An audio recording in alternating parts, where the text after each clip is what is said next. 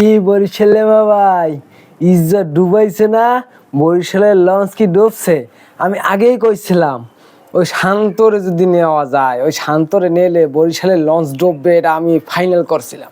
যখন ওই wicket কিপারটা miss করছে না, ওইখানেই বলেছি এই বুঝি বরিশালের লঞ্চ ডুবাইছে। একটা লঞ্চের ডুবাইছে। ওই লঞ্চ আর জীবনে উদ্ধার করতে পারবে না, সমুদ্রের নিচেই থাকবে। সেই ঠিকই থাকছে। সোয়ান যখন দেশে না, লাস্ট ওভারে যখন দেশে না, ওরে মায়েরে মাগরে, মনে করছি যে এই বরিশালের লঞ্চ গেছে। আর তামিম বাবাজি, তুমি সোহানের কি কইছো? সোহান এই কিন্তু শেষ দেখা না, দিন কিন্তু আমারও আছে। একালে চেতেই গেছে, সেইতে ফাইরেই গেছে। যাই সোহানও বলছে তামিম ভাইয়া সাকিবুল হাসান কিন্তু অলরাউন্ডার। এই কিন্তু মনে করেন যে ফায়ার হয়ে গেছে, চেতে গেছে। যাই হোক, বরিশালের লঞ্চ ডুববে গেছে। বেশি চেতলে যা হয়, বেশি চেততো না মনু। এখনও কিন্তু ডিভাইডেড করো, ওই শান্ত মান্ত ওই সব বাদ দাও।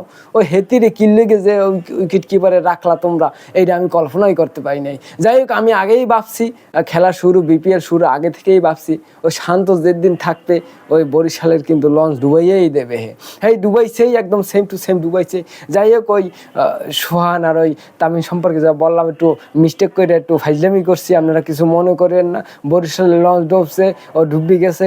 এখন যদি জাগাইতে হয়, ভালো করে খেলতে হইবে দাদুরা। ভালো করে না খেললে কিন্তু বরিশালের লঞ্চ কিন্তু আর উঠবে না, জাগবে না, রেস্টার হয়ে উঠবে না, মেশিনও চালু হইবে না, মোবিল তেল সব কিছু ভালো করে কিন্তু দেওয়া লাগবে। যাই হোক, রংপুরের জন্য শুভকামনা। অত্যন্ত ভালো খেলাইছেন আর বরিশালের লঞ্চটা ডুবাই দিচ্ছেন, এই জন্য আমি অত্যন্ত খুশি, কারণ এরকম একটা ডুব চাই।